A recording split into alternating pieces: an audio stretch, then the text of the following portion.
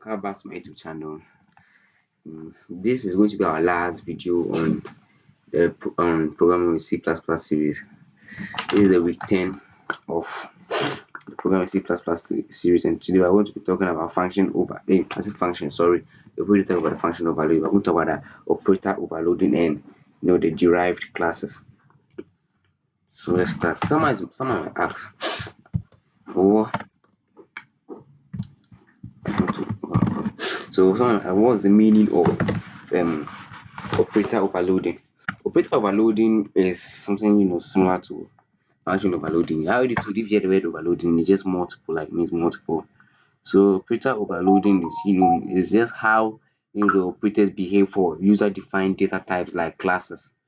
The classes are objects and structures, which are the variables. So it's just the behavior of operators on the user defined data types like the classes and objects, the classes and structures. So we type it, so operator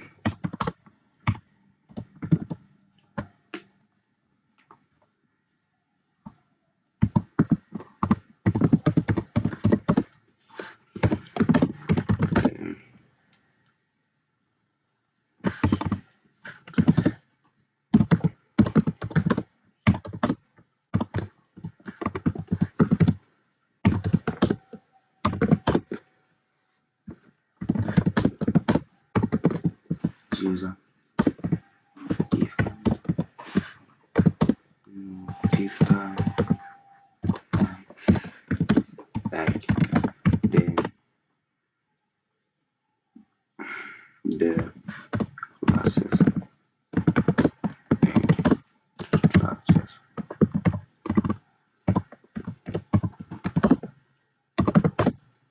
That's it.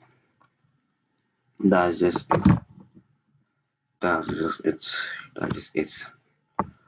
Now I might ask, some of the operators we have, right? Some of the operators we have, you already know them, as we previously mentioned in the previous lesson. We have operators like the assignment operator, which is the equal to operator, the logical operator, which is the and, or, and not. Then we also have the arithmetic operator, which is like the basic operator with the plus, minus, the division and multiplication. We also have the pointer operator, which is the and hash. Then we also have the um, you know rational operator, which is a equal to not, then others. Yes. So let's continue. We have types of operator overloading. We have the function overloading, as we already said, and we have the operator overloading. So let's see how the syntax for the operator overloading. So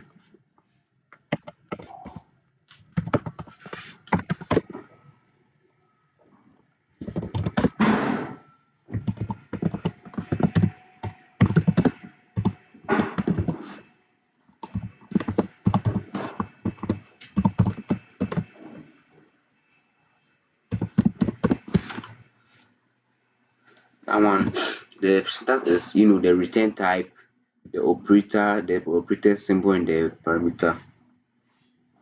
So it's just the return type, the operator symbol, then parameter.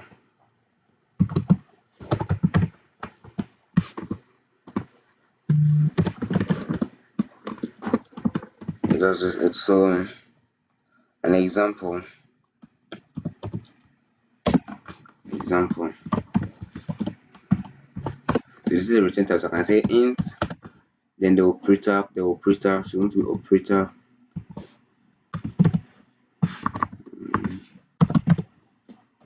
operator operator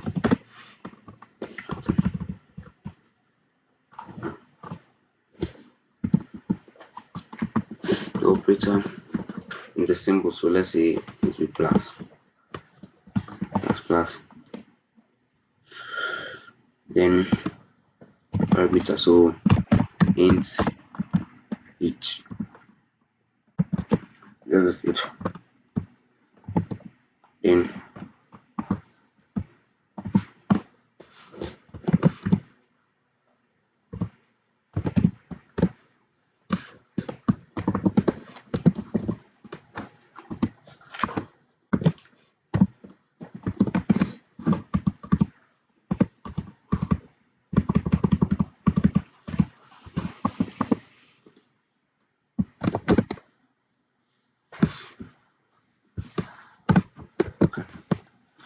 that's just it. Then we also have some forbidden operators. I don't really want to delve much into it, like the dot operator, the pointer, pointer to member operator, and others. I'm not really going to delve much into it. So the some of the rules for the forbidding was in overloading. Some of the rules are, the only existing operators can be overloaded. Sorry for my English. Only existing operators can be overloaded. Then the operator must be user defined. At least one operand is overloaded. That's just it. Then other rules like the number of operands should what's name the number of operands and what's name operator should what's name should sub the number of operands and operators what's name cannot be changed. The number of operands and operators cannot be changed and others. Some of the advantages of the operator overloading. Some of the advantages are, one, it allows the user to now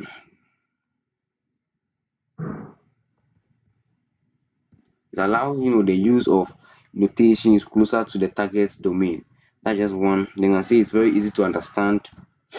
Then it supports similar built-in types for the user defined types. It's advantages and people would misuse it. Then it's also overused and which can lead to complexity. So let's continue. Let's delve into derived classes. So what are derived classes, man? Derived classes are created from an already existing class, which is a base class. So but what are base classes? So base classes are just classes that are being taken by the derived classes. So the derived classes, another name for the derived classes are a child class or a subclass. That is just type it. Love typing it.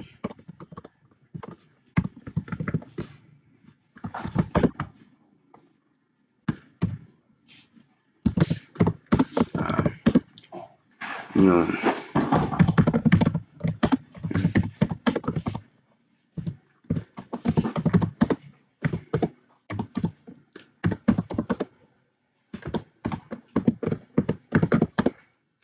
also about our base class.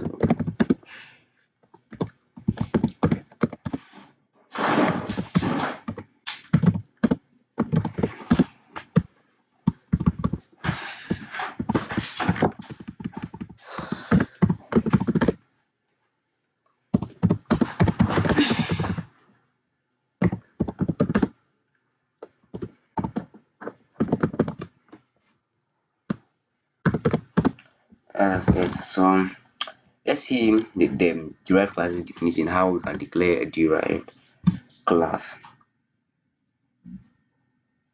To declare derived classes, first going to be the class followed by the derived was class name. So derived together class name, then the access,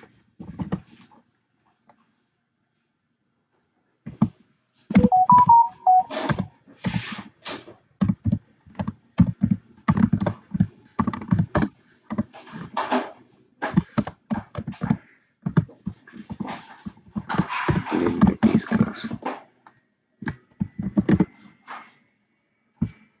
Then the access, then the attribute and the methods. I don't write that. So an example is class name. So I can see class, then that's the name of the derived class. So I can just give my name. Okay, right. And before we talk then, before you bring in the access,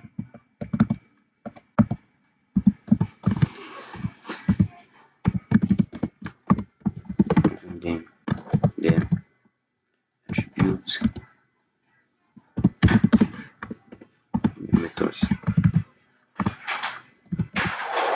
For type in the methods and the attributes. So clear a clear example, right? Clear example. So we want to be class, then name. So it should be either a public what's the name class or a public. You know all these are the are structured without inheritance. They are just structured without inheritance. This methods and attributes and all this are structured without inheritance. So a good example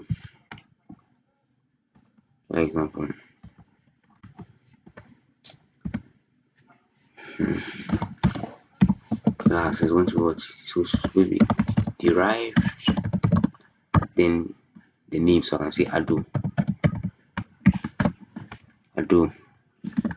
then a public class or private. This can be public or private. Uh,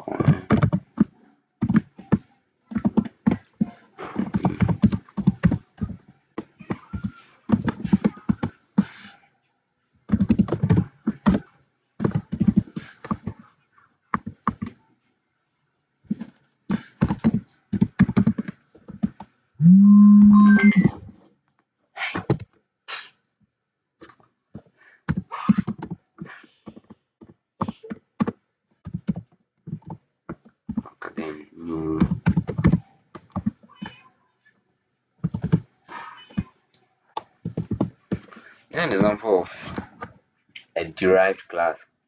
So this is the method. This is a method. Sorry, I done. This is the method. This is the attribute, and this is the access specifier. So that class, you should know that it can be a private class, a public class, or protected class. So let me explain them. They are public class, right? The public class, if the derived class is declared public, it means that all the members of the base class are inherited by the derived class. All the members of the base class are just inherited by just as they are. Nothing is changed, nothing is removed. Just as they are inherited. That's the public class. All the members of the base class are just directly inherited by the derived class. But what if it's private? If it's private, it means all the members of the base class becomes a private private members in the derived class. So it means if it's private, it means all the members of the base class becomes private to was in the derived class. That is it. So if I want to use the private to this want to be the same thing, so I'm just going to replace this public with private. Then you ask us what about the protected? The protected means all what's the name? The members inside the base class become protected in the derived class. That is the protected. So the members inside the base class becomes protected inside the derived class.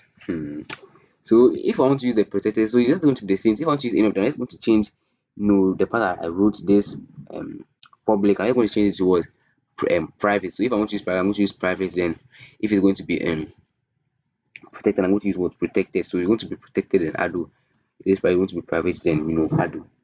Let's talk about the inheritance. What an inheritance? Inheritance it allows one class to reuse the attributes and methods from another class. That's it. It allows one class to reuse the methods and the attributes of another class. That's just the inheritance. So an example, a types of inheritance. We have two types of um inheritance types. So we have two types of inheritance. We have the derived class and we have the the base class. So the base class you can also in real life you can say base class are like parents and the derived class are like the children.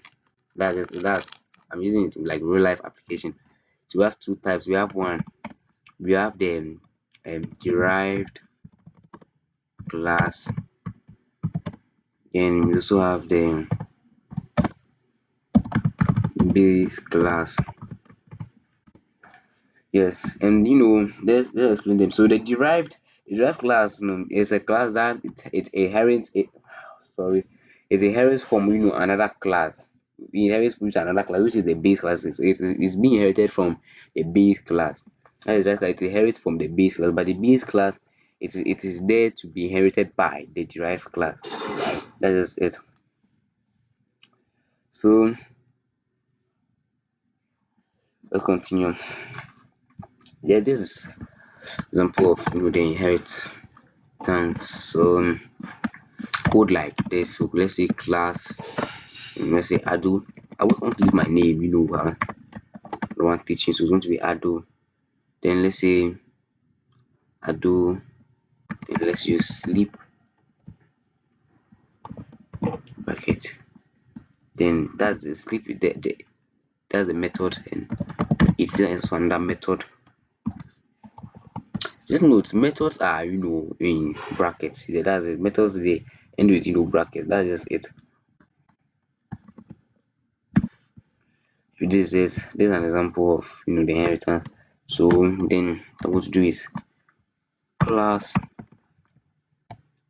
then say dd public class. So it's going to be a public class. It's going to be public, then public, then the name was Ado.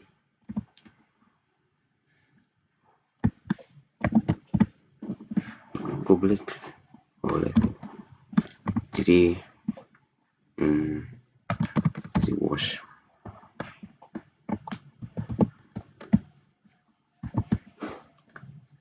And it becomes a new method. That is, so this inheritance. So it's like I'm inheriting this which is the base class from this. Right, so this is the base class, this is the derived class, right? That is it. So we have other types of inheritance. We have factors of inheritance. We have the single inheritance, the multi-level inheritance, the multiple inheritance, and the hybrid inheritance, then and the hierarchical in inheritance. So let's first talk about the single inheritance. The single inheritance is just basically like the normal inheritance. So like example, can see a car, class, then vehicle. So what class? So the base the base inheritance, the base class is the class, the vehicle, and the derived is going to be the class and cars. That's just basically it. Then we have the multiple inheritance. That one, the base class are two. So note this in the single inheritance in writing stuff. Like I love writing. That's just me. Yeah. So I have one the single inheritance. I don't inherit. I don't know. So that one the base class is just one. But the multi inheritance, right? The multi inheritance, the base class are two.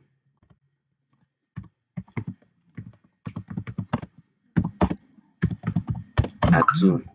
Then we also have the multi-level inheritance. That one we have the base class was in one, the base class two for the derived class. So example is I say class then vehicles, then a class for was in wheel car, then class and car. So the car is going to be the derived.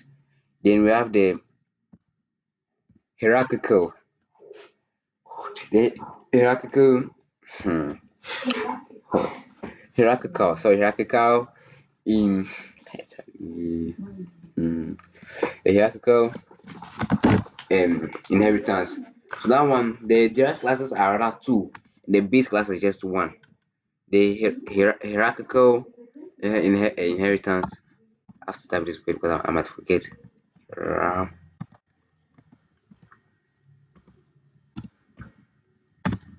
Hierarchical inheritance. The base classes are two, so the derived classes are two instead. The derived classes are mm, two, and the base class is just one. And the hybrid, that one there is no base or derived class. That's for there's no base or derived classes. It's just there. So let's talk about what is not something, but let's talk about it. The rules the rules in what's the inheritance. So you have one, the classes, they depend, what's the name, they are independent and are not what am I saying? Sorry, sip of tank. I need water, sorry, I need water, that's why. So the rules one, we have the friendly, what's in the friend classes. That one, the friend classes are not was inheritable. We have the static members. That one, the classes are in that are dependent and are not was inheritable. So you can see both the friend classes and the static members are both inheritable, right? But the constructor and the destructor are what's the name, also not inheritable. That are the rules for inheritance. So let's go to the polymorphism. Hey, big way. Polymorphism just means many forms. As written in the slides, it just means many forms. Then in that one, it occurs when we have many classes that are related to each other, right? That are related to each other by inheritance. So that's just the polymorphism. Polymorphism. Polymorphism.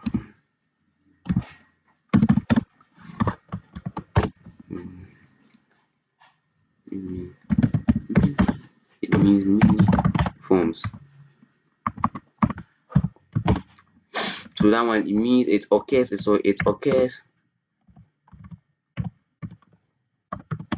you know when we time, that's why I'm slow. We have many classes related that are related to each other through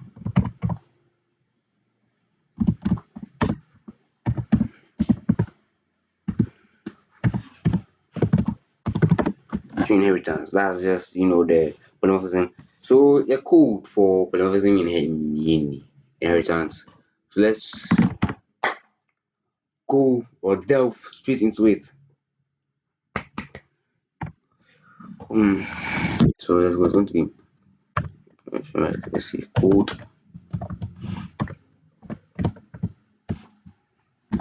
an example, right? So it's going to be, you can say the class, then ado the name, the derived name, then it could be we're going to be a public, so public in int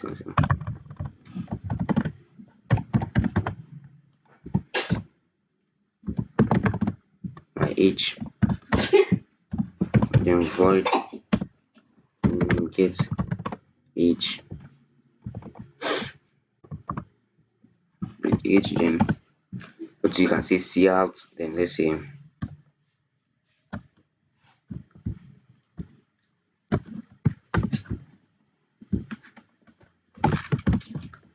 C out is equal to my age is then this what.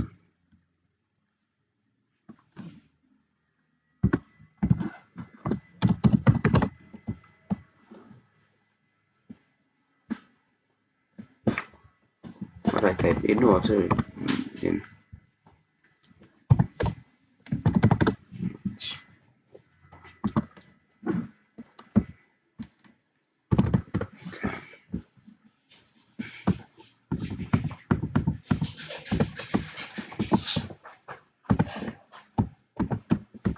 and then now come to derive class, which is going to be class. Then should I say friend? Friend. It is also going to be a public class. Public class is going to be ado. Ado in public.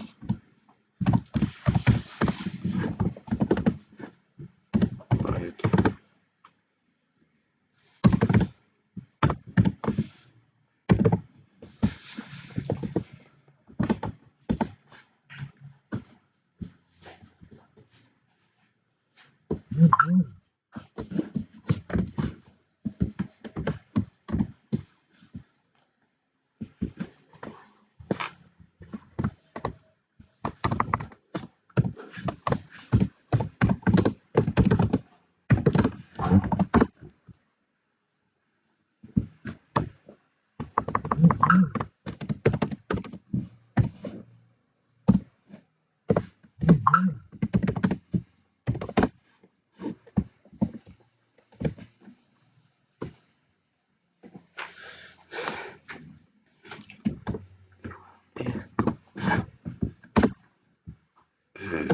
So that's it. That's it about the operator overloading and derived classes. This is going to be my last video on the program with C++ series. Thank you for being with my community with this program C++ series. I hope to meet you on my next series, which is going to be programming with Java soon. I promise you that's going to be programming with Java. Thank you. See you later.